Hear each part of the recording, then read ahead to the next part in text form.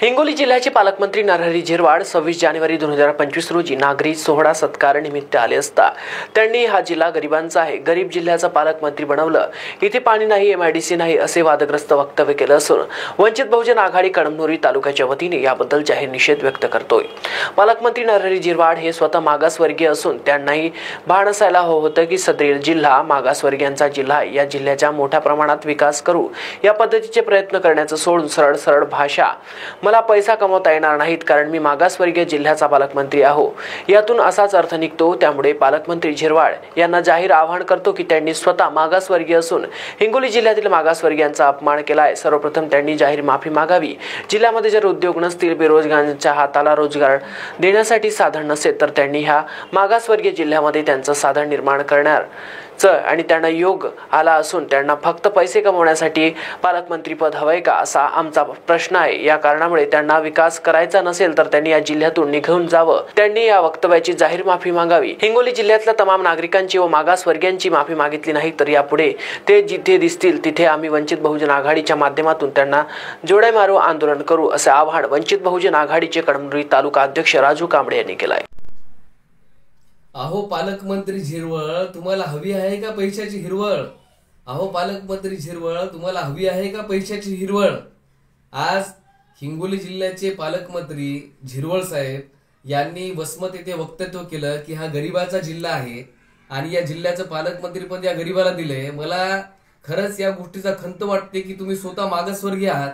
हिंगोली जिल्हा हा मागासवर्गीयाचा बहुल जिल्हा आहे, आदिवासी बहुल जिल्हा आहे, मागासवर्गीय बहुल जिल्हा आहे आणि स्वतः तुम्ही मागासवर्गीय असताना म्हणता की या जिल्ह्यामध्ये MIDC ची कमतरता आहे, पाण्याची कमतरता आहे, अनेक उद्योगाची कमतरता आहे।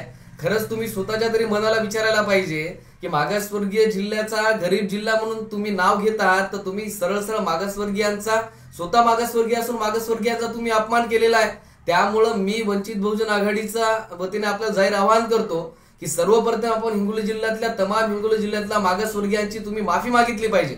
स्वतः मागासवर्गीय असताना जर पालकमंत्री मागासवर्गीयाच्या जिल्ह्याचे झाले असाल तर तुमचे शब्द पाहिजेत की ह्या जिल्ह्याचा विकास करू। आदिवासी समाज असेल, बौद्ध समाज असेल, मागासवर्गीय असतील, सर्वांचा ह्या जिल्ह्याचा विकास करू आणि स्वतः मागासवर्गीय असताना मागासवर्गीयाचा अपमान करता। खरं तर तुमच्या मनाला काहीतरी वाटायला पाहिजे। त्यामुळे हा गरीब जिल्हा जे शब्द तुम्ही वापरला तर या जिल्ह्याचा नव्हे तर पूर्ण मागासवर्गीयाचा तुम्ही अपमान केलेला आहे। त्यामुळे वंचित बहुजन आघाडीच्या वतीने मी तुम्हाला आवाहन करतो की तमाम हिंगोली जिल्ह्यातल्या नागरिकांची, मागासवर्गीयांची तुम्ही माफी मागितली पाहिजे आणि पालकमंत्री पद हवं तुम्हाला नको ते तुमच्या पक्षाचा विषय झाला, त्याच्याशी आम्हाला काय घेणं नाही। पण हिंगोली जिल्ह्यातल्या ह्या तमाम मागासवर्गीयाचा अपमान वंचित बहुजन आघाडी खपून घेणार नाही। हा जिल्हा बहुल जिल्हा आहे आणि आम्हाला ह्या जिल्ह्यावरती अभिमान आहे आणि इथं उद्योग धंदे निर्माण करायचे, गरीबाच्या हाताला रोजगार द्यायचा। ही भाषा सोडून तुम्ही म्हणता गरीबाचा जिल्ह्याला केला। तुम्हाला कोणत्या सोन्याच्या वाडीचा, मुंबई, पुण्यासारखे, सोलापूर सारखे असे जिल्हे तुम्हाला हवे होते जिथून पैशाचा सोर्स निर्माण होतो आणि पैसा कमवायच्या धंद्यासाठी तुम्हाला पालकमंत्री व्हायचं होतं का? हा जाहीर आमचा तुमच्यावरती आरोप आहे। पैसे कमवण्यासाठी जर तुम्ही हिंगोली जिल्ह्यावरती आलेले असाल तर हिंगोली जिल्ह्यामधून तुम्ही बिंदासपणे निघून जा, आम्हाला तुमची अपेक्षा नाही। त्यामुळे वंचित बहुजन आघाडीच्या वतीने तुम्हाला जाहीर आवाहन करतो, हिंगोली जिल्हा गरीब जिल्हा हे जे तुम्ही शब्द उद्गारले आहेत, तुम्ही तमाम हिंगोली जिल्ह्यातला मागासवर्गीयाचा अपमान केलेला आहे।